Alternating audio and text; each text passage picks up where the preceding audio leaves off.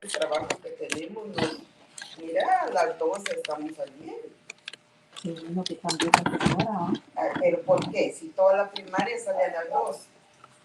Básicos todos están saliendo a las 2. Solo vos, la Pose y yo. Qué pura lata. Sí, no es justo. Es pura lata. Yo todo el año pasado me estuve con ese sentimiento y a mí no se me había quitado. Porque yo qué pura lata. Denis, tu micrófono, por favor.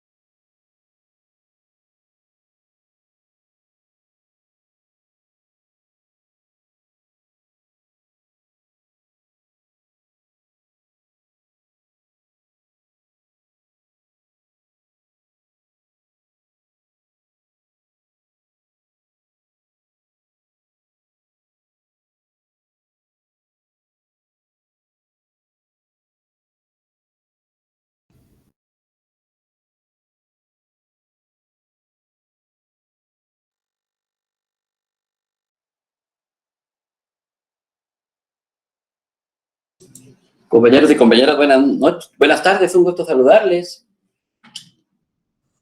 Buenas noches, licenciado. Buenas tardes, licenciado. Buenas tardes, licenciado. Buenas tardes, Lee. Pues que me alegra poder volver a saludarlos el día de hoy. Pues para empezar, ahí sí que las disculpas del caso a los compañeros que la semana pasada, en razón de que la facultad había solo dado un cupo máximo en el classroom que teníamos de 100 personas, entiendo yo que muchas personas quedaron fuera, pero fue una circunstancia ahí sí que no responsabilidad de esta cátedra, sino fue del sistema informático de la facultad, pero ya nos han arreglado el problema y ahora pues tenemos la presencia de más personas y como les decía, las disculpas del caso, creo que fue una cuestión que suelen suceder los problemas, pero yo creo que lo importante es que ya estamos acá presentes. En razón de lo acontecido, yo considero oportuno comenzar haciendo un repaso de esas circunstancias que pudimos platicar la semana pasada y ya pues que de tal cuenta que los compañeros pues pudieran, los que no pudieron estar enterados de qué aconteció en la clase anterior. Buenas noches nuevamente, compañeros.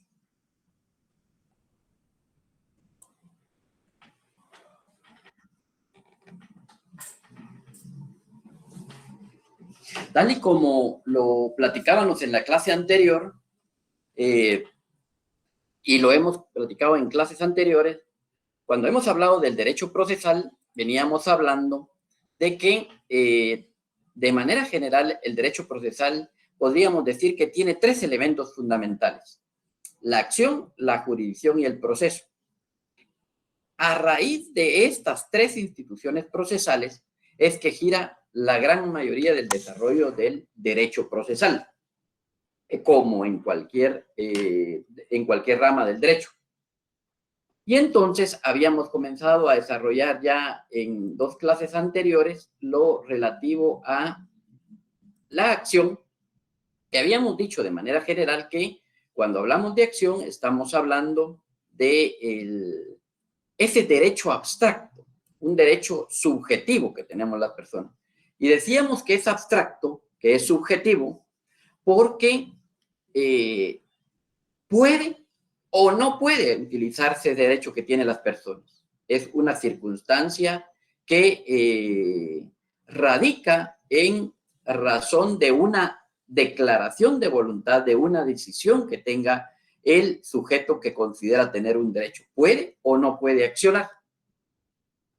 Entonces habíamos hablado ya que la acción, pues básicamente tenía tres elementos, que son elementos que a su vez también los podemos aplicar para la pretensión. Y los elementos de la acción son el sujeto activo, el sujeto pasivo y el órgano de la jurisdicción.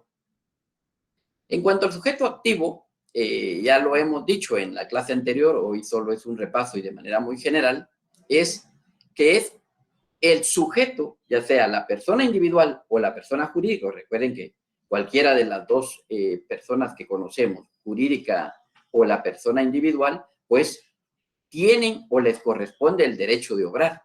Y este sujeto activo, de manera general, puede tener diversas denominaciones, pero de manera general lo vamos a denominar actor. Ya les decía yo que, por ejemplo, en un proceso ejecutivo, puede ser que en un proceso ejecutivo a él se le puede denominar ejecutante. Pero de manera general vamos a hablar que el sujeto activo se le va a denominar actor. En contraposición al sujeto activo, siempre en un proceso va a haber un sujeto pasivo. Y este sujeto pasivo vamos a entender también la persona individual o la persona jurídica colectiva contra quien el sujeto activo ejerce el derecho de obrar.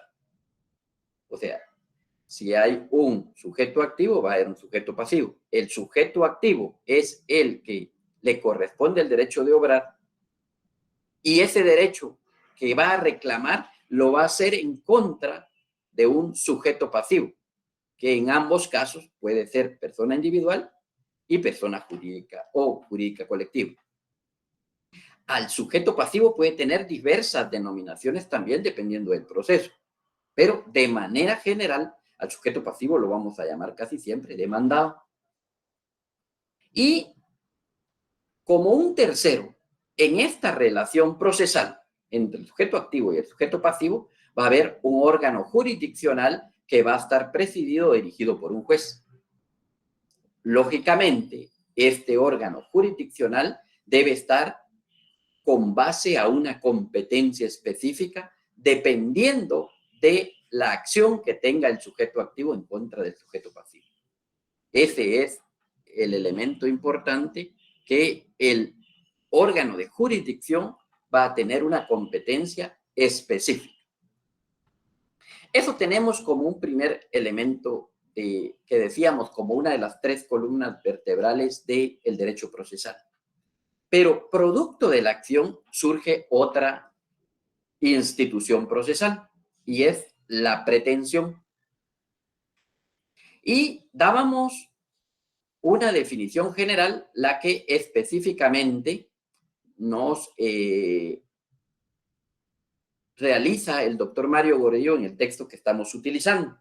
En el texto que estamos utilizando y que yo ya he visto que la gran mayoría pues lo ha podido adquirir, que se denomina Derecho Procesal Civil Guatemalteco, en su texto el doctor Mario Gordillo nos da una definición que fue la que me permití pues transcribir en esta diapositiva que tenemos ahí.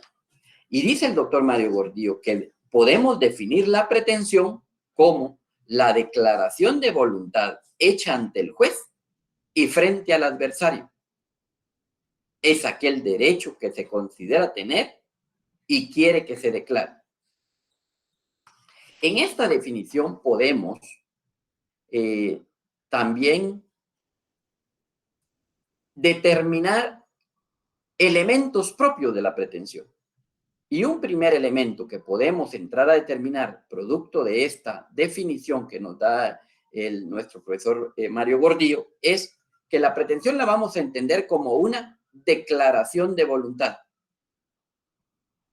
A diferencia de la acción, que lo veíamos hace un momento y lo hemos visto en las clases anteriores, la acción la decíamos como un derecho subjetivo, como abstracto. Y ya hemos dicho en reiteradas ocasiones que el derecho, la acción es una situación que puede darse o no puede darse, porque es un derecho subjetivo y va a depender del actor, del sujeto activo, que él pueda hacer uso de ese derecho que subjetivamente tiene. Por el contrario, cuando ese derecho de accionar que la Constitución nos da, lo hacemos objetivo, y esto se convierte en entonces de un derecho abstracto, de un derecho subjetivo, ya se convierte en una declaración de voluntad. Ya hay de por medio un acto. Creo que es un elemento bien importante a entender y la diferencia, una de las diferencias básicas con la pretensión. La acción se convierte en un derecho subjetivo abstracto. La pretensión ya es una declaración concreta. Y ya lo hemos dicho en reiteradas ocasiones, que este derecho de accionar se materializa con la presentación de la pretensión ante un órgano jurisdiccional. Y ya decíamos que en muchos de los procesos ya esta pretensión se realiza de manera objetiva, esta declaración de voluntad, que es la pretensión, se desarrolla muchas veces de manera verbal. En el proceso civil todavía seguimos teniendo como regla general que esta pretensión va a hacerse llegar al órgano jurisdiccional a través de un memorial. Aunque ya lo he dicho, es verdad que el concepto de demanda tiene un doble significado. Lo vamos a entender como el memorial propiamente, el documento escrito que presentamos, que conlleva nuestro derecho a accionar y que conlleva la pretensión concreta, pero también demanda lo vamos a entender como ese derecho que tiene toda persona de presentar una pretensión ante un órgano jurisdiccional. Y entonces, esta declaración de voluntad que hacemos ante el juez es en contra de un sujeto pasivo. O sea, hay que determinar en contra de quién. En el derecho civil debe entrarse a determinar en contra de quién está ese derecho que pretendemos reclamar.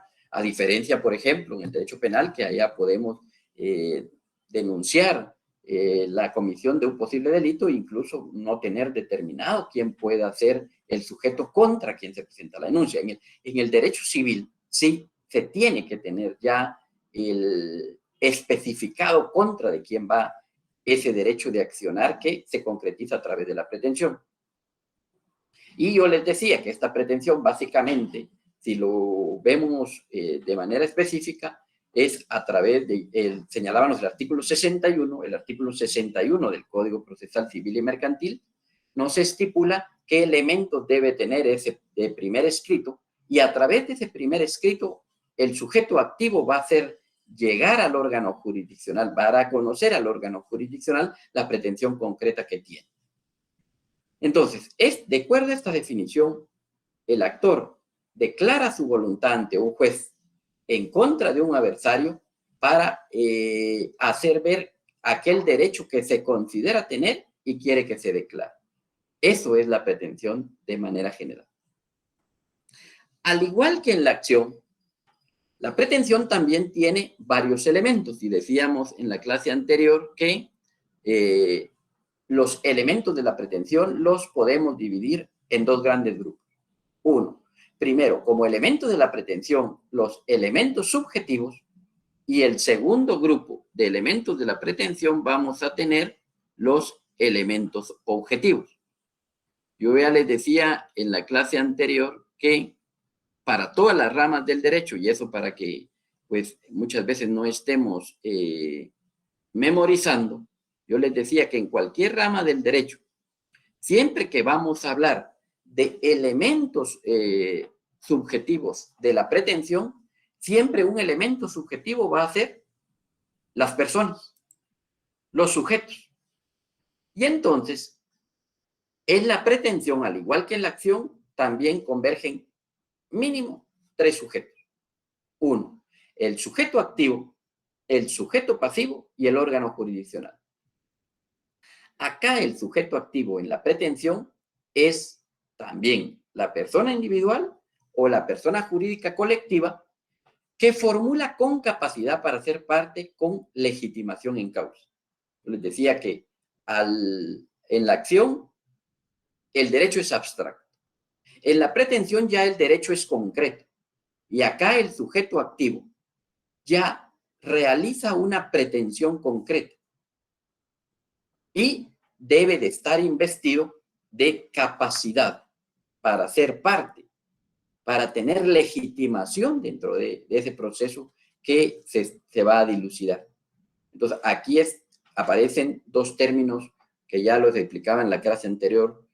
Bueno, un término general que puede ser en 2 vertientes, que es el concepto ya de legitimación y que puede ser legitimación activa para el sujeto activo y legitimación pasiva para el sujeto pasivo. ¿Y qué es la legitimación? Pues la legitimación no es más que esa capacidad que tiene una parte para poder actuar como sujeto activo, legitimación activa, o para poder ser sujeto de una reclamación, de una pretensión. Es la legitimación pasiva en contra del sujeto pasivo. Eso es, creo, elementos importantes ir entendiendo ya. O sea, este sujeto activo y este sujeto pasivo debe tener esa capacidad de poder accionar y poder llevar una pretensión a un órgano jurisdiccional o en su caso poder ser demandado y que se alegue un derecho en contra de él. Debe tener esa legitimación. Y como un tercer elemento de la pretensión tenemos el órgano jurisdiccional. De igual manera, ¿verdad?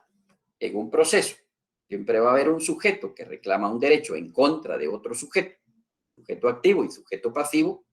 Va a haber un tercero que va a ser el garante, el que va a presidir, el que va a dirigir el proceso, de tal cuenta que al final va a tomar una decisión de la pretensión que planteó el sujeto activo en contra del sujeto pasivo. Y ese órgano jurisdiccional va a estar presidido por un juez, que como ya lo hablamos hace 8 días y lo volvemos a repetir ahora, es un juez que va a tener jurisdicción. Es ese sujeto que ante quien se formula la pretensión y que en un primer momento debe tener jurisdicción, porque ya lo hemos dicho que todos los jueces tienen jurisdicción, pero que, más importante y de manera específica, debe de ser competente. Entonces, este órgano jurisdiccional, ya lo hemos dicho, todos los jueces tienen jurisdicción y tienen la capacidad de juzgar, pero en ese mundo de la jurisdicción, ese que es el continente, va a haber elemento específico que es la competencia. Entonces, este órgano jurisdiccional ante quien el sujeto activo plantea su pretensión en contra de un sujeto pasivo, debe de estar investido de jurisdicción, pero a la vez también de competencia en razón del caso específico que se está planteando. Por el otro lado, tenemos los elementos objetivos. Por el otro lado, en contraposición a los sujetos, a los elementos subjetivos, tenemos los elementos objetivos. Y entonces, cuando hablamos de los elementos subjetivos, también en la pretensión tenemos 3 elementos. La pretensión debe de ser posible, idóneo y con causa justificativa.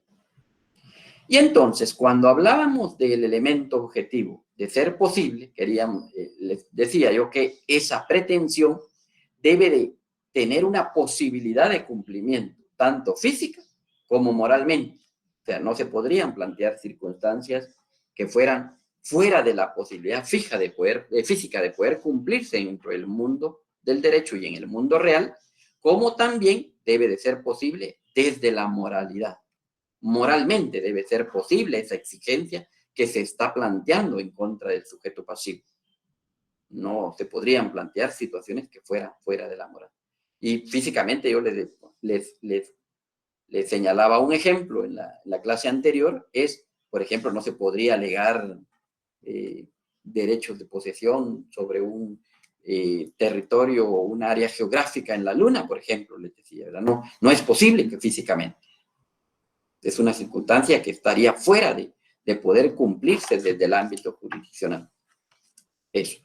Por otro lado, tenemos de los elementos objetivos el elemento de lo idóneo. Y en ese sentido, vamos a entender en este elemento objetivo de la pretensión que para que sea lo idóneo tiene que ser eficaz. Debe deducirse en el proceso establecido. Quiere decir que una pretensión deducida en un proceso no apto es ineficaz. O sea, en el momento en el que yo planteo mi pretensión al órgano jurisdiccional a través de mi demanda, debo de plantearlo ante un juzgado competente, un órgano jurisdiccional competente. Pero también debo de establecer que esa pretensión que se está planteando, lógicamente se va a desarrollar a través de un proceso determinado. Y como ya hemos comenzado a ver, y lo veíamos en la última clase presencial, el viernes hace 8 días, cuando veíamos el índice del Código Procesal Civil y Mercantil, veíamos de manera muy general las diferentes clases de proceso que hay. En el libro segundo teníamos los procesos de conocimiento. En el libro tercero veíamos que estaban los procesos de ejecución y en el libro cuarto estaban los procesos especiales y en el libro quinto también podía estar el proceso cautelar. O sea, hay diferentes clases de procesos en el proceso civil y cada uno de esos procesos tiene delimitado qué circunstancias se van a poder dilucidar dentro de cada uno de esos procesos. Y la idoneidad como elemento de la pretensión va enfocado en eso, en el sentido de que en el momento en el que yo planteo mi pretensión como actor ante un órgano jurisdiccional, pues debo de determinar la eficacia de ese proceso establecido. Mi pretensión debe de ser deducida en un proceso apto, de tal cuenta que pueda tener eficacia. Y yo ahí señalo un ejemplo. Ejemplo, promover un juicio de desocupación en un juicio ordinario. Yo les decía en la clase anterior que el artículo, por ejemplo, 229 del Código Procesal Civil y Mercantil nos señalaba un catálogo de qué materias se pueden dilucidar dentro del juicio sumario. Y nos señalaba en el numeral 1 los asuntos de arrendamiento y desocupación, el numeral 2 la entrega de bienes muebles que no sean dinero, el numeral 3 la rescisión de contratos, el numeral 4 la deducción de responsabilidad civil contra funcionarios y empleados públicos, y así nos da un catálogo de qué en este juicio sumario, qué materias podemos plantear. Y entonces, la idoneidad debe ir hacia enfocado en ese aspecto. Y entonces, en el ejemplo que yo estoy planteando ahí, se escribe que sería ineficaz, no idóneo, plantear en un juicio ordinario un juicio de desocupación. O sea, el hecho de que yo tengo un bien inmueble, lo doy en arrendamiento a una persona, esta persona ha incumplido con las cláusulas que estipulamos en el contrato, por ejemplo, no ha pagado las rentas, por ejemplo, ha hecho un uso diferente al que habíamos establecido en el contrato. O sea, variaron las circunstancias de manera unilateral la parte que yo le di el arrendamiento sobre el uso del bien inmueble. Y entonces y él ya no se quiere salir, yo ya le he pedido que se ocupe, pero no lo quiere hacer de manera voluntaria. Entonces tengo que acudir a un órgano jurisdiccional para solicitarle a un juez que sea un juez el que lance, el que haga el lanzamiento para sacarlo en contra de su voluntad porque se ha incumplido con las cláusulas del contrato. Pero yo para promover este juicio y de conformidad con la lectura que di, yo veo que en el artículo 229, numeral 1, para solicitar la desocupación de un bien inmueble, lo debo hacer en un juicio sumario, en la vía sumaria. Entonces sería inidóneo y por lo tanto no va a tener eficacia en proceso si yo lo hago en otro tipo de juicio, si lo hago en un juicio ejecutivo o lo planteo en un juicio oral o lo planteo en un juicio ordinario. No, debe de ser en un juicio sumario, tal y como lo estipula el artículo 229, numeral 1. Hacia ahí va enfocado este elemento de la idoneidad. Jorge Luis Brand pide la palabra, por favor.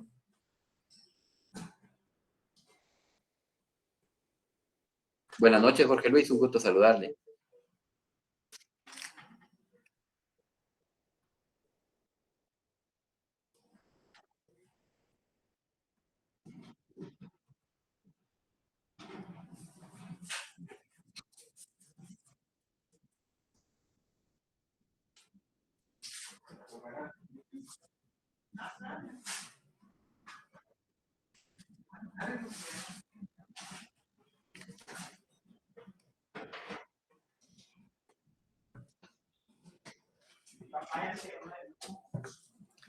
Gracias, Jorge Luis, por su pregunta. Pues, como vamos a ver durante el transcurso del curso, en todos los procesos hay etapas, porque de hecho ya hemos dicho que para definir qué es proceso es un conjunto de etapas. O sea, los procesos se van desarrollando por etapas. De conformidad con la ley es la parte que vamos a aprender, estudiar, analizar dentro del curso es, y más específicamente en el segundo, el Derecho Procesal Civil 2, vamos a ver que los procesos y cada una de esas etapas tienen plazos. O sea, el legislador ha estipulado plazos para ir desarrollando de manera normal un proceso. Sin embargo, como usted dice, en la realidad tribunalicia, pues muchas veces no se cumplen esos plazos. ¿Por qué no se cumplen esos plazos? Pues hay una serie de circunstancias. Desde y esto que no se cumplen los plazos se va convirtiendo en lo que comúnmente denominamos la mora judicial. ¿Por qué hay mora judicial? ¿Por qué muchos procesos, voy a usar la palabra que usted usó coloquialmente, dice, entrampan los procesos? Pues causas hay muchas.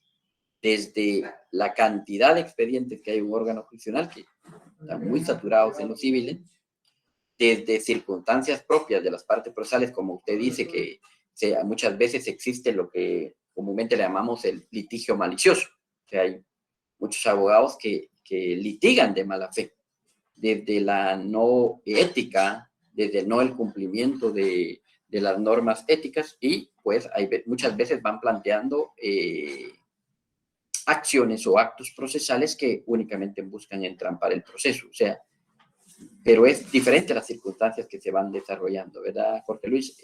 Hay muchas causas, pero sí, efectivamente, en muchos órganos jurisdiccionales hay mora judicial por diversas circunstancias, causas muy propias del juzgado, pero causas muy propias también por las partes procesales, o por circunstancias incluso ajenas al juzgado y a las partes procesales.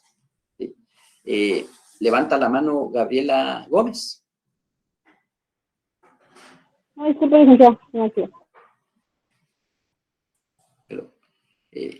Entonces, volviendo al tema, entonces, estábamos en el segundo elemento de la pretensión, lo idóneo. Debe de irse en el momento en el que presento mi demanda y hago llegar mi pretensión al órgano judicial, pues debo de buscar la vía eficaz de conformidad con la ley. Un tercer elemento objetivo es el elemento con causa justificativa. Estamos hablando de la pretensión, es decir, que existe un fundamento legal o un motivo que la justifica o por lo menos el interés personal legítimo y directo de quien la plantea. Quiere decir que a la par de que cuando yo presento mi pretensión al órgano jurisdiccional, a la vez de que sea posible, de que sea idóneo a través de la vía procesal correspondiente, también debo de manifestar dentro de mi memorial de demanda que existe un fundamento legal que, valga la redundancia, fundamenta mi derecho de pretensión. ¿O cómo voy a justificar desde la ley ese derecho que estoy reclamando? Por eso, cuando veamos en este semestre, en un par de semanas más, y veamos los requisitos de plantear la demanda, vamos a ver que en el artículo 61, que nos da los elementos mínimos que debe contener una demanda, vamos a ver que en el numeral 4 de ese artículo 61 se nos exige que deba de ir un fundamento de derecho en que se apoya la solicitud, citando las leyes respectivas. Así preceptúa ese numeral 4 del artículo 61. Y esto va relacionado con este tercer elemento. Debemos de darle a conocer, si bien es cierto, el juez es el que conoce el derecho y él está obligado a conocer del derecho. Hay una frase en latín, es el iuris novit curia. Esa frase se explica en el sentido de que el juez conoce el derecho. Vuelvo a repetirlo, iuris novit curia. Esa frase latina se interpreta en el sentido de que el juez es el que conoce el derecho. No obstante que el juez es el conocedor del derecho, que él es un juez que va a resolver desde la legalidad y desde el derecho, no solo desde la ley, sino desde el derecho, pues hay una imperatividad para que las partes procesales en sus intervenciones, pues fundamenten también sus intervenciones desde la ley. Gustavo Quiroga nos pregunta ahí, artículo 61 del Código Procesal Civil y Mercantil, numeral 4, compañero. Entonces, ese es el tercer elemento, con causa justificativa. Es decir, está bien, Gustavo.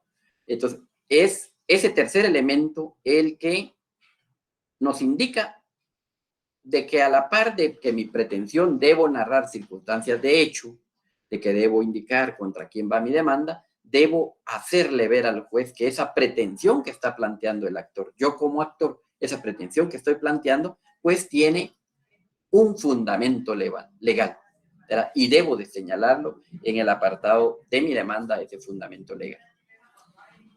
Eso como los elementos de la pretensión. Un tercer elemento de el derecho procesal, ya lo decía yo, la jurisdicción. Decíamos inicialmente, se recuerdan ustedes, las tres columnas vertebrales del derecho procesal: la acción, la jurisdicción y el proceso como tal. Ahora estamos hablando de esa segunda columna, la jurisdicción. Y en palabras sencillas, si tenemos que definir la jurisdicción de una manera muy general, lógicamente una definición muy general, vamos a decir que jurisdicción es la facultad de administrar justicia. Es que lógicamente esta facultad la tiene el Estado, pero la delega en el organismo judicial. Y el organismo judicial, específicamente la Corte Suprema de Justicia, la delega en los jueces. Entonces, el Estado delega a los jueces esa facultad de administrar justicia. Y ahí entonces es la importancia de esta institución procesal de la jurisdicción. Jurisdicción es la facultad que tiene el Estado, pero que la delega en el juez, para que el juez pueda administrar justicia, decidiendo el proceso y ejecutando la sentencia. Entonces, vamos a entender eso de manera general, como jurisdicción, como la facultad de administrar justicia, o la facultad de juzgar. Eso, la facultad que tiene de juzgar. Ahí me permití también transcribir una definición que también nos da nuestro profesor Mario Gordillo en el texto. Y nos dice que vamos a entender, o podemos definir la jurisdicción como la facultad de administrar justicia que la ley encomienda a un órgano del Estado, el cual, a través de un procedimiento determinado, dirime controversias de carácter particular, cuya resolución definitiva adquiere efectos de cosa juzgada. Su fin primordial es mantener la paz social. Entonces, ¿qué elementos básicos nos da esta definición en esta definición de jurisdicción? Uno, la definición la va a entender como la facultad de administrar justicia. Y esto, lógicamente, ustedes lo saben, la tiene principalmente los jueces. porque la tiene principalmente el organismo judicial. Y lo digo principalmente porque también el organismo legislativo y el organismo ejecutivo, que son los tres grandes organismos del Estado, pues cada uno tiene la facultad de poder administrar justicia, pero de manera específica la tiene el organismo judicial. ¿Y por qué digo yo que en el legislativo y en el ejecutivo también hay la capacidad de administrar justicia? Porque hay procedimientos también para sancionar, para juzgar, también dentro de esos organismos, pero es a lo interno, es para cuestiones específicas propias del organismo. Pero como de manera específica, como el órgano específico para administrar justicia en los conflictos generales de la población, es el organismo judicial el que el Estado le delega esa función. Y este organismo judicial lo hace específicamente a través de los jueces. Y entonces, esta facultad de administrar justicia que llamamos jurisdicción se debe realizar a través de un procedimiento determinado. Lógicamente, yo ya lo he indicado que para poder administrar justicia, la ley nos prevé los procedimientos, los procesos en específico. O sea, hay un procedimiento específico para poder dilucidar los procesos. Y, lógicamente, estos procesos va a ser para dirimir controversias de carácter particular, porque ya les he dicho yo que el fin, de manera general, el fin de cualquier proceso es resolver un conflicto, es dirimir una controversia. Eso es lo que se busca, porque al final yo ya les explicaba en algunas clases que yo entiendo que cualquier controversia, la última instancia debiera de ser a través de un órgano jurisdiccional. Debiéramos de resolver nuestras controversias siempre, pues, en un primer momento a través del diálogo y de manera extrajudicial. Pero como no hemos podido resolver nuestros conflictos de manera extrajudicial, pues necesitamos de un tercero y un órgano en específico para resolver esas controversias. Y esa resolución que se emite después de un procedimiento por un juez puede adquirir efectos de cosa juzgada. Y ya lo explicábamos en la clase anterior, que íbamos a entender como cosa juzgada cuando un proceso ya está debidamente ejecutoriado. ¿Qué quiere decir? Ya nos lo explicaba un compañero en la clase anterior.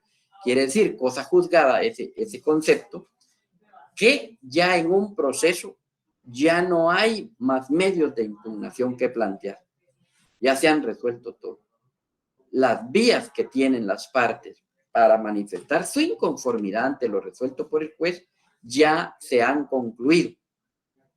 Y entonces ya no queda un elemento recursivo o impugnativo para poder plantear mi inconformidad. Entonces ya tiene calidad de cosa juzgada. Eso vamos a entender. Creo que, no obstante que ustedes ya lo saben, es otro elemento importante de las varias definiciones que hemos ido aprendiendo el día de hoy.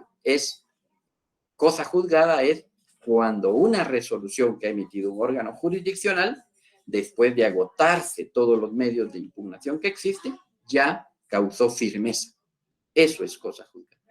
Y entonces, estas resoluciones que se van a emitir dentro de un proceso producto de la jurisdicción, de la capacidad de juzgar que tiene un juez, pues puede adquirir esa calidad de cosa juzgada.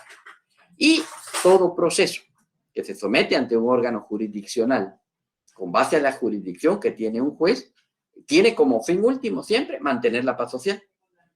Eso debe de buscar siempre en cualquier proceso.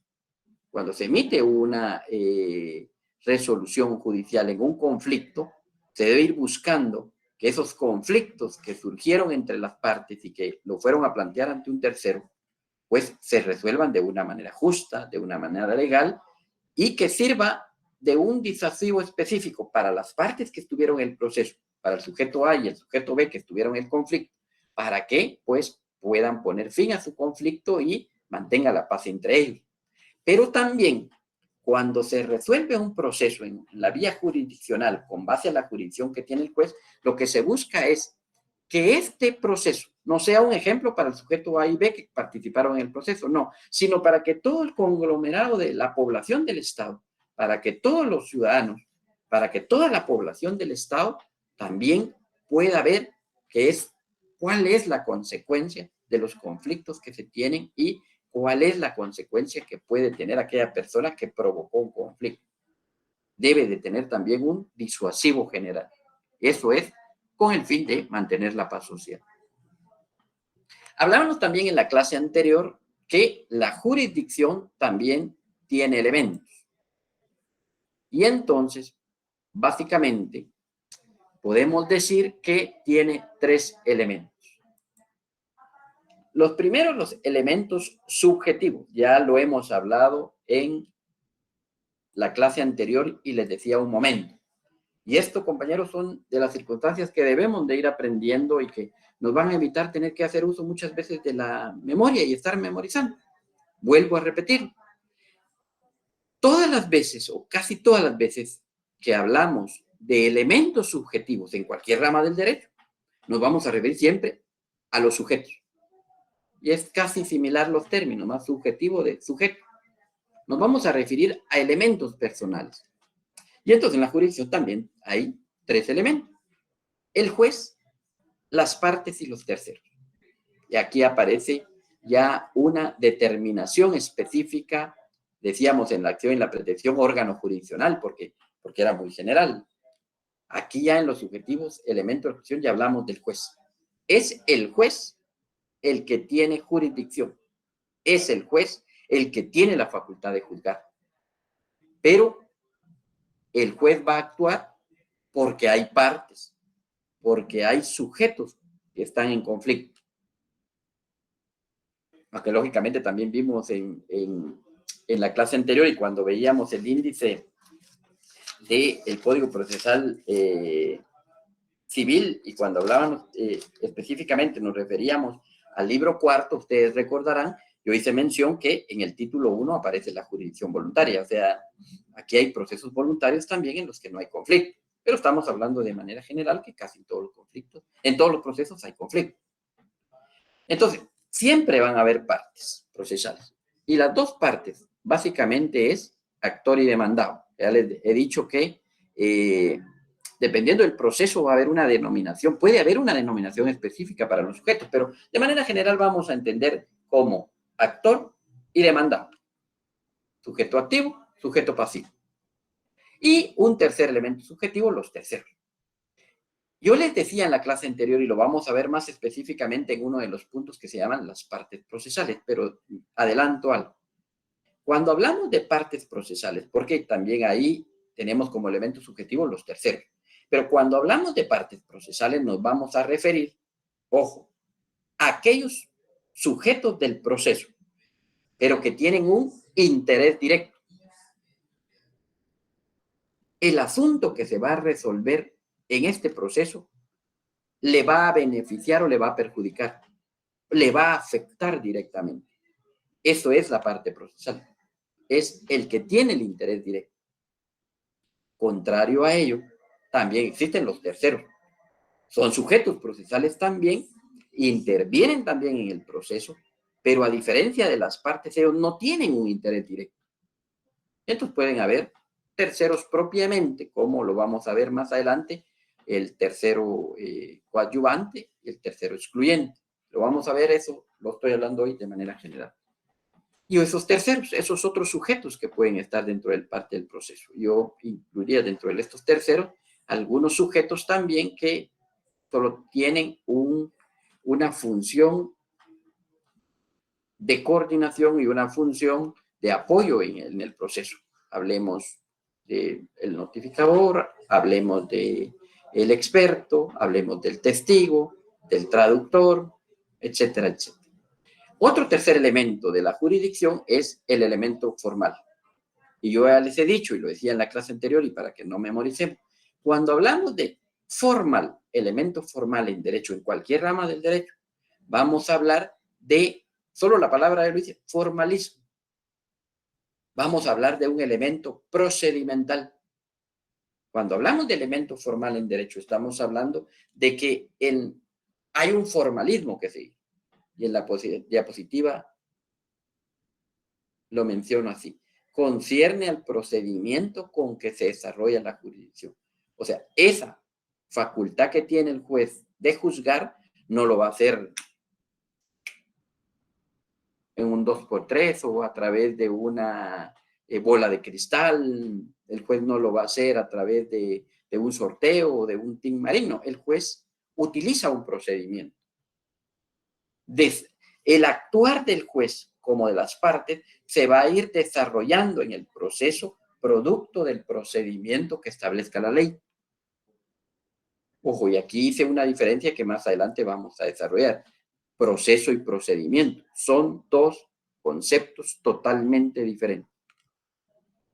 Vuelvo a repetir, con proceso y procedimiento no son sinónimos.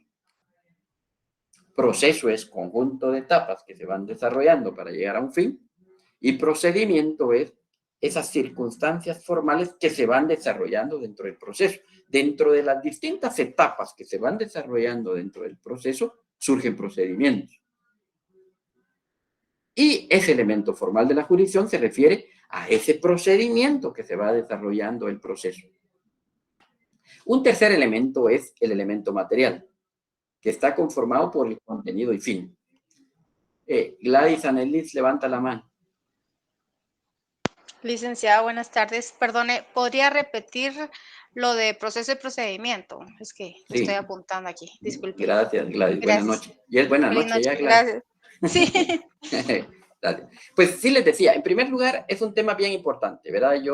Qué bueno que lo pregunte porque a estas alturas son temas que ya debiéramos de saber, pero hago hincapié porque sé que hay mucha confusión, incluso en los abogados. Yo puedo percibir en las audiencias. Vuelvo a repetir, compañeros, proceso y procedimiento no son sinónimos, jurídicamente hablando. No es lo mismo proceso y procedimiento. Y yo me permití hacer, va a haber una etapa específica que lo vamos a ver porque ese es el otro elemento de los tres que tenemos del derecho procesal, ¿verdad? Se recuerda, acción, jurisdicción y proceso. Y en proceso vamos a ver eso, pero lo adelanto y para respuesta a lo que Gladys Anelis nos preguntaba. Proceso es, ¿qué es proceso? Ya lo hemos explicado desde la primera clase. Proceso es de manera general, lo voy a explicar de manera general. Es el conjunto de etapas que se van desarrollando ante un órgano jurisdiccional con la intervención de las partes procesales, regulado por la ley, los principios, la doctrina, para llegar a la solución de un conflicto. Eso es proceso, conjunto de etapas.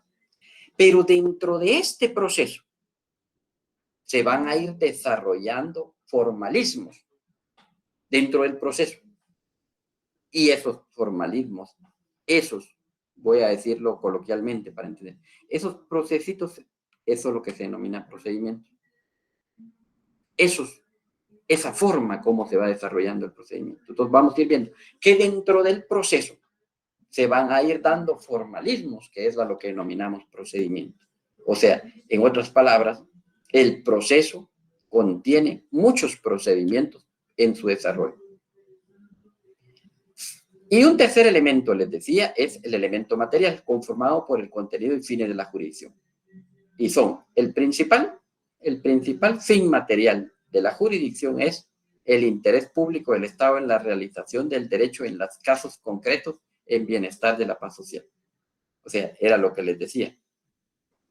El proceso va a buscar siempre que haya paz en el Estado, de tal cuenta que sea un efecto disuasivo. Cada proceso que se desarrolle en un órgano jurisdiccional debe servir para que la población entienda que debemos de vivir en paz y que tiene consecuencias nuestro actuar. Y por el segundo lugar, el efecto secundario es el interés privado de la composición de los litigios. El principal es el interés público, el interés general hacia toda la población. El secundario es el interés que está propiamente entre los sujetos que están interviniendo en el proceso. Sujeto activo y sujeto pasivo. Ese es el segundo efecto. Y lo hablábamos en la clase anterior, aquí no me voy a detener mucho porque yo entendería que ya este es un elemento que lo hemos visto en Introducción al Estudio del Derecho y también lo vimos en Teoría General del Proceso. Y se refiere a los elementos de la jurisdicción, que es lo que llamamos los poderes de la jurisdicción. El primero, que es el poder de conocimiento, lo que llamamos notio. El juez tiene la facultad, producto de la jurisdicción, de conocer el proceso. Y esto según las reglas de la competencia, lo escribo ahí entre paréntesis, porque eso es bien importante. Es la competencia la que le va a determinar el juez cuánto abarca su jurisdicción, cuál es el ámbito de su jurisdicción. Es a la inversa, la jurisdicción está limitada por la competencia.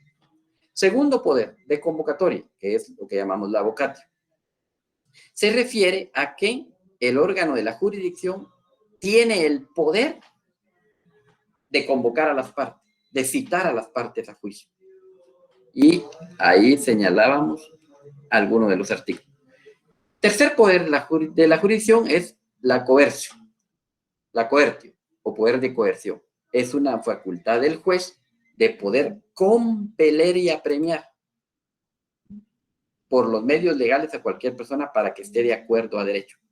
En palabras sencillas, muchas veces las partes procesales o los que intervienen en el proceso no van a actuar de manera voluntaria o se van a resistir de manera voluntaria a cumplir con resoluciones judiciales. Y el juez, con base a la coertio, va a poder, tiene los medios para compeler y apremiar eso. Y ahí planteábamos el artículo 66 y señalaba el artículo 78 de la Ley de Organismo Judicial.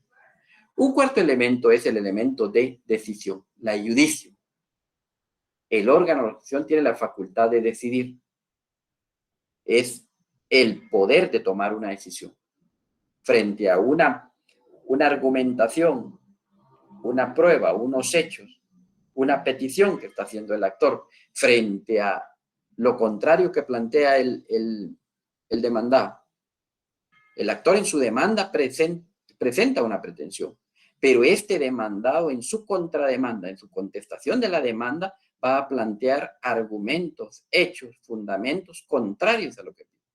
Ante esos dos puntos contrarios, el juez, con base a la jurisdicción y con base a este cuarto elemento de la iudicio, él va a tomar una decisión.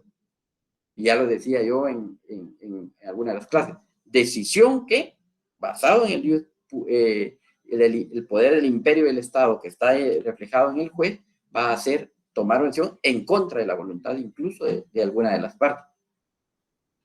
Y por eso les decía en una clase, el juez al tomar esta decisión, una o las dos partes van a estar en un desacuerdo o parcialmente de acuerdo. Pero es por este poder de decisión. Y un quinto elemento de la jurisdicción es el elemento de la ejecución. Yo lo decía en la clase anterior. No tendría ningún sentido que un juez tuviera la facultad de resolver un asunto, pero si este asunto no va a tener un debido cumplimiento. Y yo les decía en la clase anterior que lo lógico es que ante una resolución que emita un juez en la que resolvió un conflicto y en el que dictó una resolución final, por ejemplo, una sentencia, dictó una sentencia, y digo por ejemplo porque puede ser que también lo resuelva a través de un auto, que es de los temas que vamos a hablar en clases, pero resolvió el asunto el juez a través de una sentencia. No tendría ningún sentido si esto no se pudiera cumplir. Y yo les decía que lo lógico, y en primer lugar, debiera de ser lo ideal, es que las resoluciones finales deban de cumplirse de manera voluntaria. Eso es el ideal del derecho. Es que ante un litigio que se planteó, ante un proceso que planteó, y al tercero, que se llama juez, que tiene poder de jurisdicción, resolvió el asunto, lo ideal es que de común acuerdo, o la parte que quedó vencida en el proceso, pues diera cumplimiento, pero no todas las veces es así. Entonces también la jurisdicción prevé un poder de ejecución, que en otras palabras es poder cumplir esa norma, en primer lugar de manera voluntaria, pero en dado de caso de incumplimiento voluntario, que pueda incluso ejecutarse en contra de la voluntad. Y dice ahí en la diapositiva, este poder tiene como objetivo imponer el cumplimiento de un mandato que se derive de la propia sentencia o del título suscrito por el deudor y que la ley le asigna ese mérito. Y ahí hay unos artículos que por razón de tiempo pues no lo vamos a leer el día de hoy, pero que sí es obligación de nosotros que lo podamos leer en nuestra casa. Producto de la jurisdicción, así como estábamos hablando de la acción y surgió la pretensión, porque van íntimamente relacionados.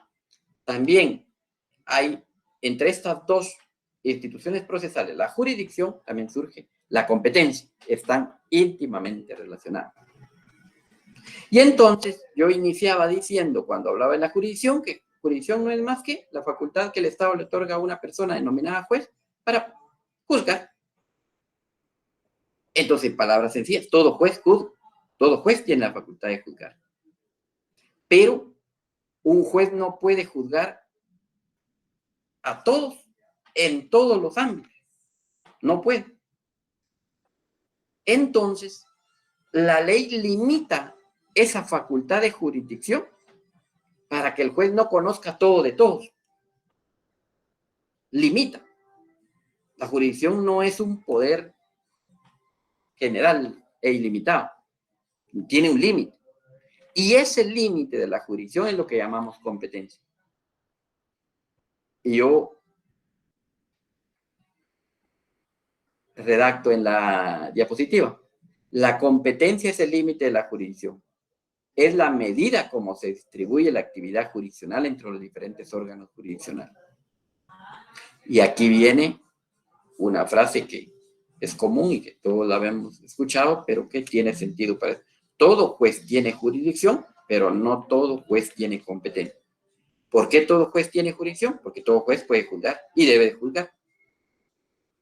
Pero no puede juzgar en todo y en todos los casos, en todos los ámbitos.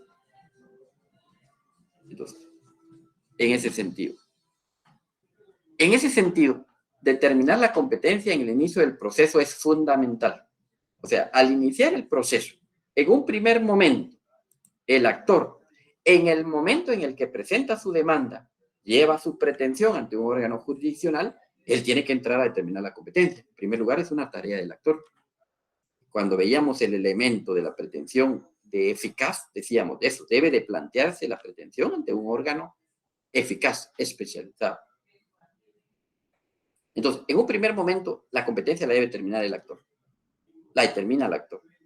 Y ahí viene un primer momento la labor y la dirección del abogado. Porque muchas veces el actor propiamente, pues, desconoce de leyes, desconoce del derecho. Y es ahí la razón importante de por qué debe tener el auxilio de un abogado. Y entonces, un primer momento importante es que el abogado, que el actor a través de su abogado, pues determine la competencia del órgano jurisdiccional. Y ahí escribo algunos artículos que ya los señalábamos en la clase anterior. Y lógicamente el juez, en el momento en el que recibe la pretensión a través de la demanda, el juez en un primer momento lo que va a hacer es determinar su competencia. O sea, podríamos decir que un primer filtro para determinar la competencia la tiene el abogado y el actor en el momento que presentan la demanda. Un segundo filtro, segundo elemento sería el juez en el momento en el que recibe la demanda, él debe de calificar la demanda, debe verificar que cumpla con requisitos legales, especialmente los del 61 del Código Procesal Civil y Mercantil. Pero en un primer momento el juez debe de establecer su competencia. Debe entrar a determinar si la pretensión que le están planteando, basada en el derecho de accionar del actor, está de conformidad con la competencia que la Corte Suprema de Justicia le ha otorgado o le ha delegado. Entonces, por poner ejemplo, así sencillo, si es un juez penal, no va a poder recibir y iniciar un proceso de un asunto civil, o a la inversa. Un juez civil no podría entrar a conocer si lo que le están planteando es la posible comisión de un delito. Eso es un asunto penal. Entonces, eso es elementos importantes, determinar la competencia. Y entonces, les decía, primero es el actor con su abogado. Segundo es el juez el que debe de entrar a determinar su competencia. Pudiera ser que en este segundo momento, cuando el juez está evaluando, analizando su competencia, él entre a determinar que él no sea el competente, o tenga dudas sobre su competencia. Que el asunto que se puso de su conocimiento no sea totalmente determinado. Entonces, surge algo que se denomina la duda de competencia. Está el artículo 119 de la Ley del Organismo Judicial. Nos estipula que, y tenemos la obligación de leerlo, que cuando un juez tiene dudas sobre un asunto, si debe o no debe conocerlo, lo debe remitir a las cámaras de su competencia de la Corte Suprema de Justicia para que ahí le determinen la competencia en ese asunto que él tiene duda. ¿Verdad? Entonces ya le va a resolver si puede conocer o no puede conocer. Sin embargo, puede ser que el actor presentó su demanda, su pretensión a través de la demanda, y él considera que esa es la competencia del juez ante el que lo plantea. El juez, cuando analizó su competencia, él dijo, sí, yo soy competente. Pero puede ser que el asunto, a criterio ya del demandado, en el momento que le notifican que fue demandado ante un órgano, él considere que el juez es incompetente. Entonces, este demandado puede hacer uso también de un mecanismo para que se analice la competencia que sea de ese caso, de ese asunto que se ha planteado ante un juez. Y el demandado lo va a hacer vía otra institución procesal que se llama la excepción. Ya vamos a ver en un específico, cuando veamos dentro de los medios de defensa que tiene el demandado, uno de los medios es las excepciones. Ya lo vamos a ver de manera específica, pero ahora de manera general lo planteo que las excepciones son los medios de defensa que tiene el demandado ante la pretensión que le está planteando un actor. Y una de esas excepciones, de esos medios que tiene el demandado para defenderse, es que él plantee la incompetencia. Y le diga al juez, señor juez, la pretensión que a través de su demanda presentó el actor y que el cual usted ha iniciado el trámite, usted es incompetente.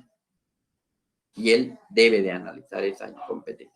Eso es un primer momento de lo que llamamos competencia.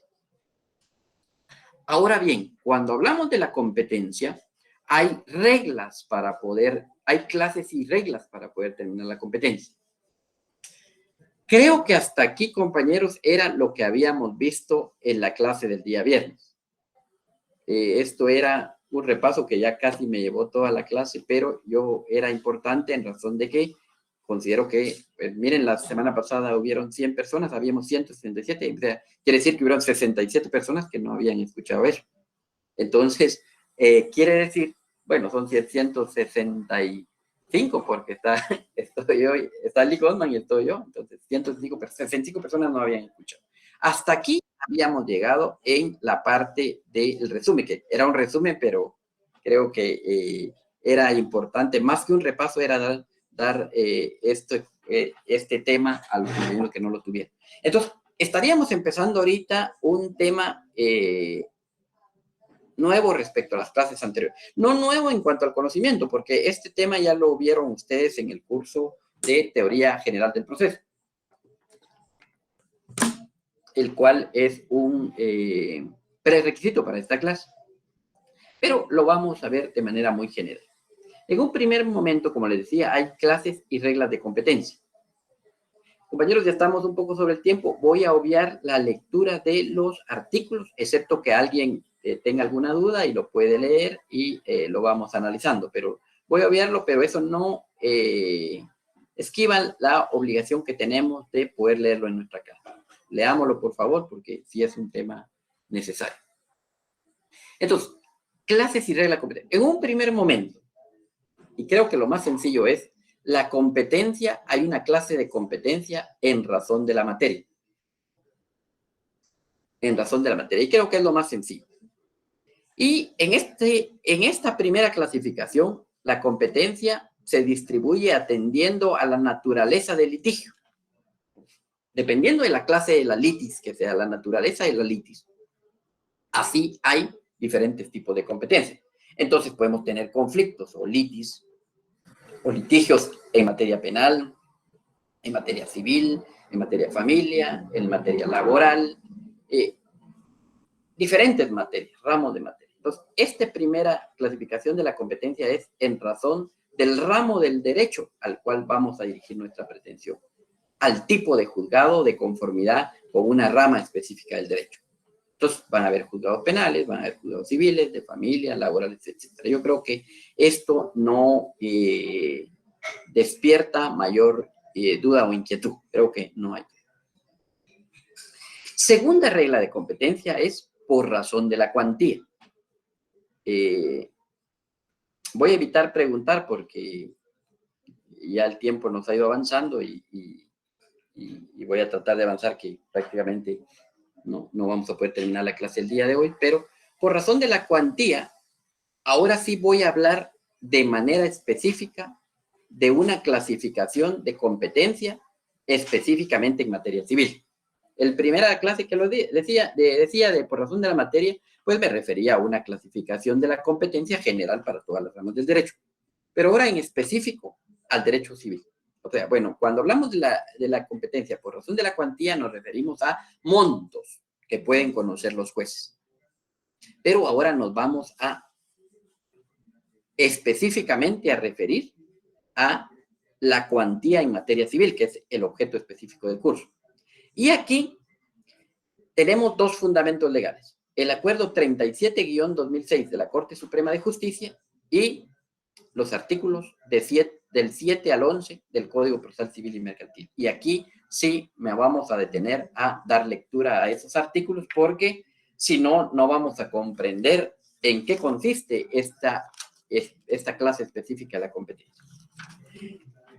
Si nosotros vemos nuestro código o la gran mayoría de códigos civiles, procesales civiles que hemos comprado, el decreto ley 107, vamos a poder ver este acuerdo 37-2006 que lo tenemos adjunto a nuestro Código Procesal Civil. Casi todos los códigos lo tienen en la parte última. Por ejemplo, si podemos verificar.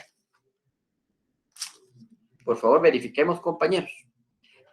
En casi todos los códigos, o al menos en el código que yo tengo aquí a la mano, en mi código, el acuerdo 37-2006 no está propiamente sino está el acuerdo 5-97 y está el acuerdo 595-97 porque ese fue reformado por el 37-2006, que es el más actualizado, que es el que yo hago referencia en la presentación.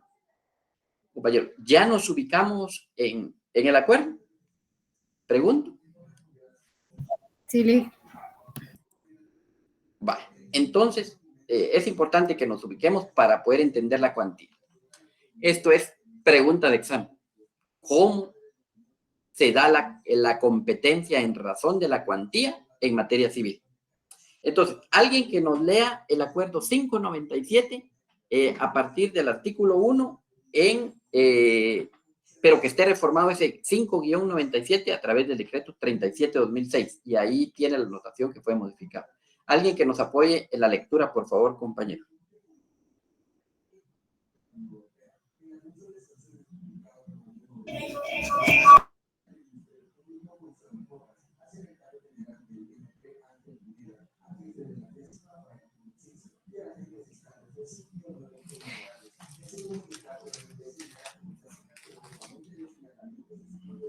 Bueno, en primer término, tal vez es importante indicarles que en razón de la cuantía, en materia civil, básicamente hay tres grupos de órganos jurisdiccionales que conocen la cuantía. Ínfima cuantía, menor cuantía y mayor cuantía. Tres subgrupos, dijéramos, cómo podemos determinar la competencia de los órganos jurisdiccionales en razón de la competencia, en razón de la cuantía en materia civil. Vuelvo a repetir, ínfima cuantía, menor cuantía y cuantía mayor o mayor cuantía. Disculpe, licenciado, ¿puede repetir? Sí, Luis Pedro, él decía ínfima cuantía, menor cuantía y, lógicamente, la cuantía mayor o mayor cuantía. Esos son, por decir, los tres parámetros en los cuales se puede dividir la cuantía, valga la redundancia, en razón de la cuantía en materia civil. la cuantía en materia civil. Esos tres grupos. Ínfima cuantía, menor cuantía y, lógicamente, mayor cuantía. Cuando hablamos de ínfima cuantía, nos estamos refiriendo a los procesos que lógicamente es los de menor cuantía que se pueden conocer en los procesos civiles. Y entonces, cada uno de estos montos son los que van a poder conocer los órganos jurisdiccionales. En el artículo 7 nos da un primer elemento de la competencia por razón del valor.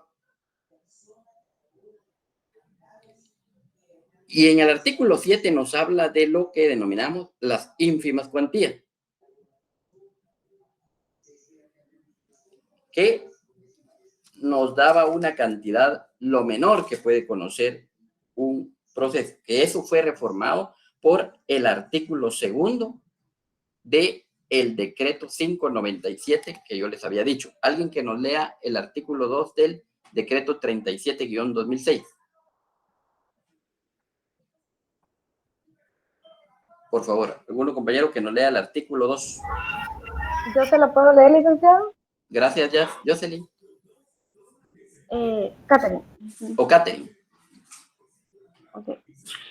Artículo 2 del decreto 37-2006, ¿verdad? Sí, por favor.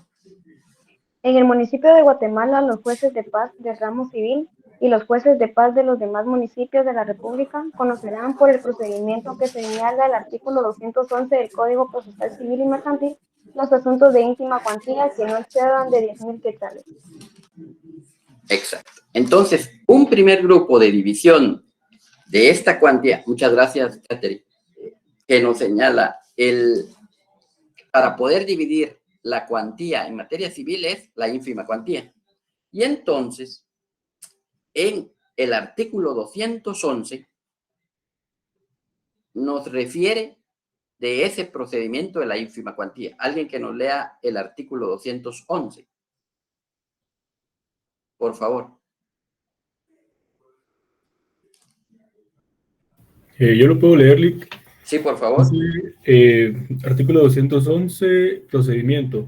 Cuando la cantidad que se litiga no exceda de 100 quetzales, la demanda, su contestación y demás diligencias se harán de palabra, dejando constancia de ellas en un libro que se llevará al efecto, así como de la resolución que se dicte en el acto. Contra esta resolución no cabe recurso alguno.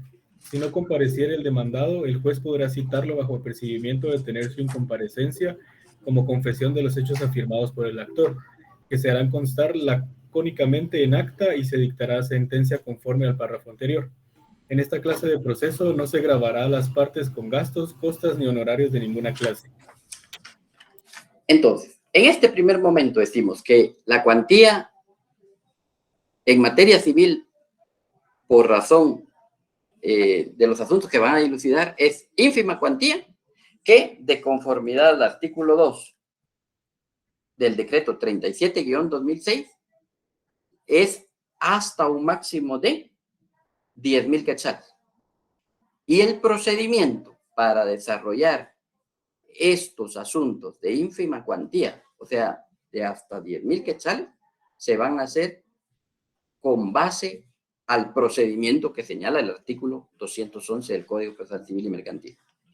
No sé si quedamos claros en ese primer punto, previo a pasar a la menor cuantía. Pregunto.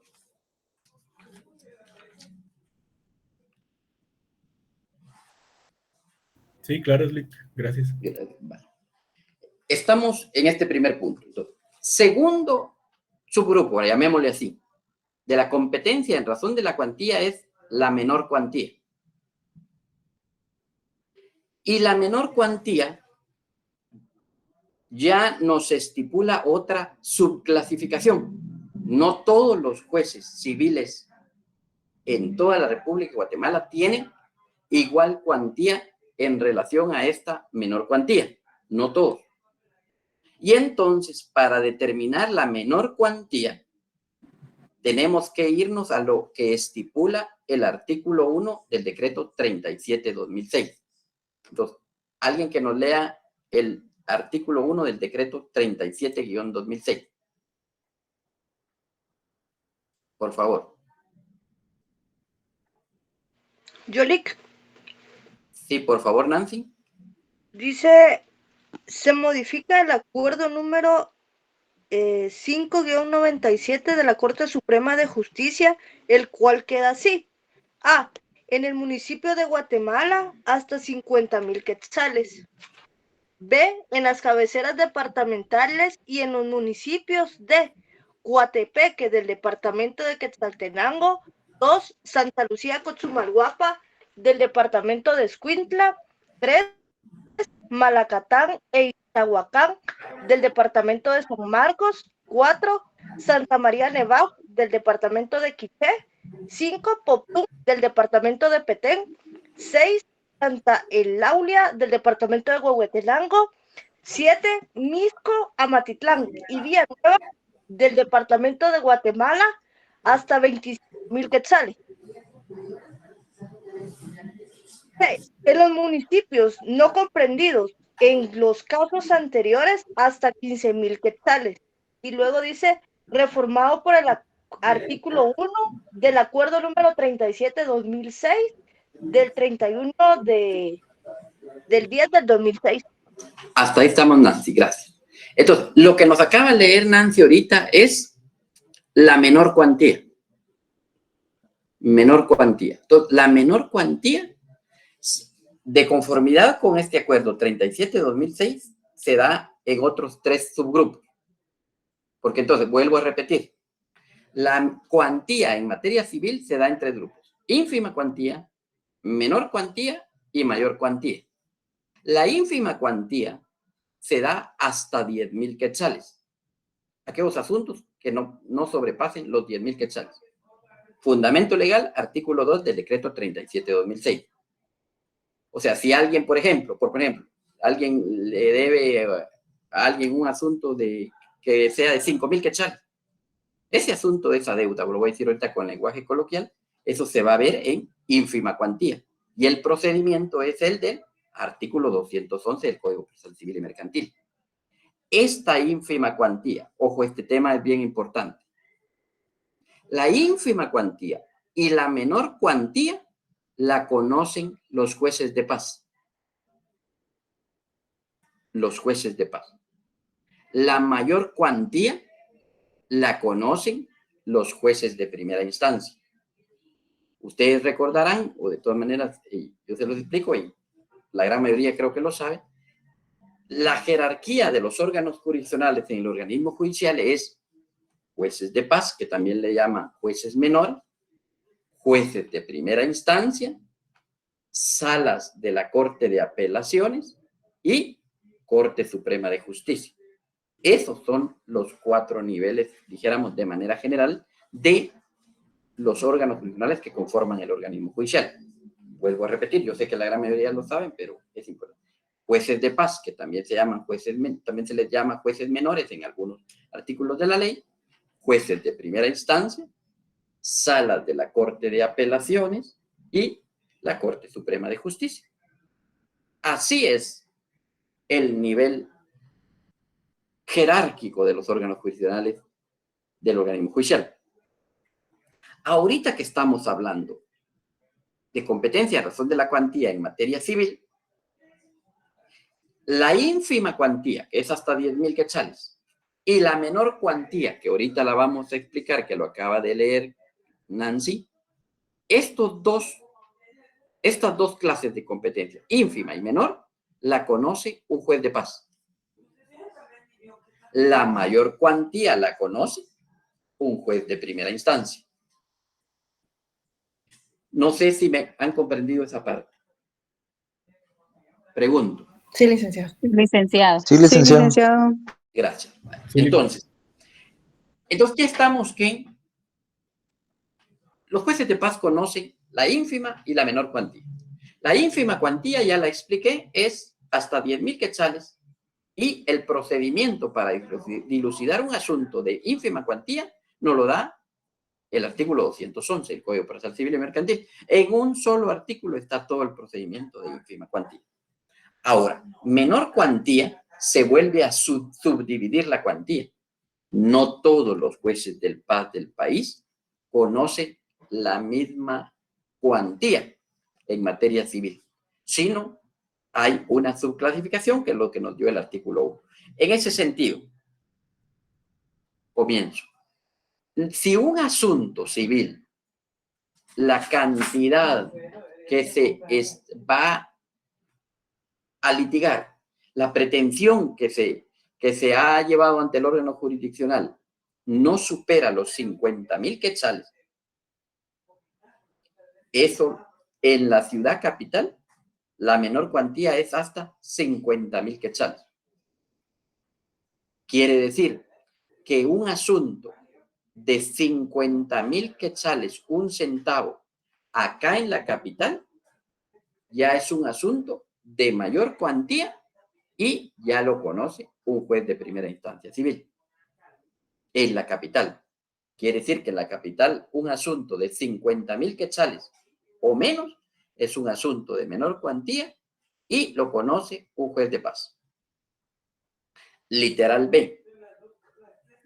Estamos hablando solo la ciudad de Guatemala. Quiere decir que los juzgados de paz civiles en la ciudad de Guatemala conocen hasta 50,000 quetzales. Por poner un ejemplo, una empresa emisora de tarjeta de crédito tiene que cobrarle 45,000 quetzales que deuda a una persona, esa demanda la va a presentar en un juzgado de paz civil acá en Guatemala y es un asunto de menor cuantía. Si tiene que plantear esa misma empresa emisora de tarjeta de crédito el cobro de una deuda, una tarjeta de crédito por 51,000 quetzales, ese asunto lo va a ir a plantear en un juzgado de primera instancia civil. Y ya es un asunto de mayor cuantía. Literal B. En las cabeceras departamentales, o sea, quiere decir, en las cabeceras departamentales, excepto la capital, lógicamente, todas las demás cabeceras departamentales, excepto la capital, el asunto de menor cuantía se conoce de menor cuantía es hasta 25,000 quetzales. Hablemos cualquier cabecera departamental, Mazatenango, Suchitepeques, Retauleu, hablemos de Quetzaltenango, San Marcos, de Salamá, Baja Verapaz, de Cobán, Alta Verapaz, las cabeceras departamentales. La menor cuantía es hasta 25,000 quetzales. Quiere decir que si un banco va a realizar un cobro de un préstamo, lo que llamamos mutuo, a una persona, por poner ejemplo, en Flores Petén, que es una cabecera departamental, si la cantidad es menor de 25,000, se presenta como menor cuantía y es en un juzgado de paz civil. Si este mismo banco va a realizar un cobro de tarjeta de crédito a una persona y la cantidad es 26,000 quetzales ahí mismo en Flores Petén, este asunto ya no es menor cuantía, sino es mayor cuantía y la debe plantear en un juzgado de primera instancia. Eso. Y eso no solo se da en las cabeceras departamentales, sino señala otros municipios. Coatepeque, Santa Lucía Cochumalguapa, Malacatán, Ixchiguán, Santa María Nevaj, Poptún, Santa Eulalia, Misco, Amatitlán y Villanueva. Ahí, en esos municipios, la cuantía cambia. Sí, no levantaba la mano alguien, pero ya no alcancé a ver quién levantó la mano. Sí, sí nos puede levantar nuevamente la mano. Sí, Kenneth. Solo con la consulta, pues yo me he dado cuenta de esto que usted menciona en los juzgados, ¿verdad? Un ejemplo, Villanueva es un juzgado donde yo presentaba demandas, en donde yo trabajo, entonces, sí me he dado cuenta que es 5, pero pues nunca me había preguntado la razón por la cual. Entonces yo le pregunto, ¿por qué razón es esta que a estos juzgados que usted mencionaba se les dio el límite de 25? Y un ejemplo, le voy a poner un pequeño ejemplo, junto a San Miguel Petapa, pues tiene el mismo volumen de demandas que, Sí. Villanueva, pero ellos tienen hasta 15. Entonces, Hasta 15. por eso, pues ahora me pregunto, ¿verdad? ¿Por qué razón es que a estos juzgados sí se les dio hasta 25 y a otros no? Con el mismo volumen, podríamos decirlo, ¿verdad? De demandas. Exacto. En un primer término es por la actividad económica, elementos geográficos, población que tengan los municipios. En segundo lugar, Kenneth, sí, y es muy buen ejemplo, San Miguel Petapa. San Miguel Petapa es de hecho es mucho más grande que muchos de los de cabeceras departamentales. Yo me atrevo a decir que San Miguel Petapa es mucho más grande que Sololá, por ejemplo. Me atrevo a decir que San Miguel Petapa es mucho más grande que Salamá, podría decir. ¿Verdad? Entonces, sin embargo, San Miguel Petapa no está dentro del listado de la literal B y conoce hasta 15,000 quetzales, y ese juzgado de paz está muy cargado. Y en un segundo término también, Kenneth, es porque, si usted se da cuenta, estos juzgados donde están estas hay juzgados de primera instancia. En San Miguel Petapa no tiene juzgados de primera instancia. Sí, Giovanni Maldonado levanta la mano también. ¿Qué tal, licenciado? Muy buenas noches, compañeros. Tengo una duda, licenciado. La menor cuantía, digamos, en el municipio de lo que es Mixco de Matitlán, pues es hasta 25,000 quetzales. Tengo entendido que si llegase a subir un centavo, ya se vuelve a mayor cuantía. Pero, licenciado, una duda. ¿Esa mayor cuantía no crecería si el juicio es por 25,000 quetzales y hay costas procesales por el juicio? No, recuerde, Giovanni, que las costas procesales en el primer momento que se presenta la demanda no están determinadas. Las costas procesales se van hasta en sentencia, se va a decidir si se le carga o no las costas procesales a una persona. Incluso muchas veces no se cobran las costas procesales. Por ejemplo, entonces no es un término para entrar a determinar la competencia en razón de la cuantía. Licenciado, hay una última duda. Yo como desconozco un poquito de los juicios en este aspecto, cuando, digamos, ¿habrá algún momento en que pueda pasarse de menor cuantía a mayor cuantía? Ya inició un proceso, siempre va a permanecer el estatus en el que inició. Eso es lo que en doctrina se llama la perpetuatio jurisdictionis, que es un tema que lo voy a explicar en una de las clases. Hay ese elemento, y eso es lo que estipula el artículo 5. Si usted me permite, en la próxima clase que tengamos el día lunes, yo puedo abordar ese tema. Compañeros, yo sé que ustedes tienen, disculpen, yo sé que ustedes tienen, y hay varias preguntas, está Giovanni, está Yesenia, ya estamos sobre el tiempo, yo sé que ustedes tienen otro curso y yo respeto mucho eso. Voy a concluir esta clase y la continuamos el día lunes. Yo sé que hay dudas, anotémoslas por favor ahorita, y el día lunes con mucho gusto y hasta mejor en forma verbal. Yo, por el respeto, y sé que ustedes tienen que entrar a otra clase, la suspendería el día de hoy. Así rápido. Buenas noches, compañeros. Gracias, licenciado. Buenas noches. Feliz noche.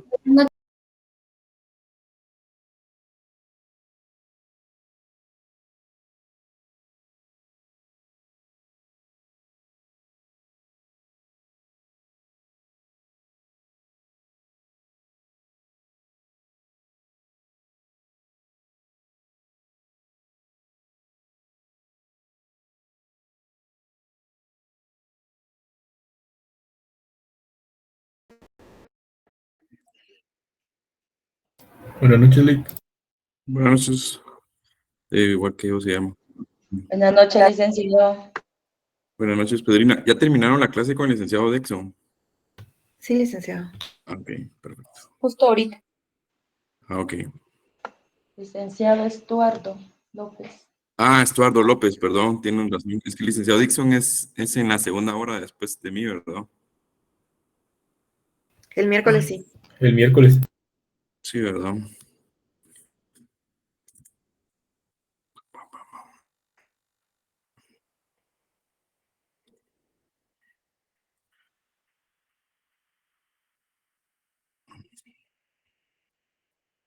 Bueno, muy buenas noches a todas y todos. Espero que se encuentren bien. Antes de darle inicio a la clase, para los que no me conocen, mi nombre es Juan Antonio Quesada Gaitán. Juan Antonio Quesada Gaitán. Soy el catedrático de Derecho Administrativo 2. Así que, como les comenté, pues el licenciado Inés Castillo no les va a impartir la clase, sino pues ya no estará él en la clase, sino voy a ser yo el que lo suplirá, ¿verdad? Entonces, pues tengo unas directrices específicamente en cuanto a la clase. Voy a hacer la clase breve el día de hoy, viernes, como les comentaba el día que estuvimos presentes. Poder hacer la clase breve un poquito.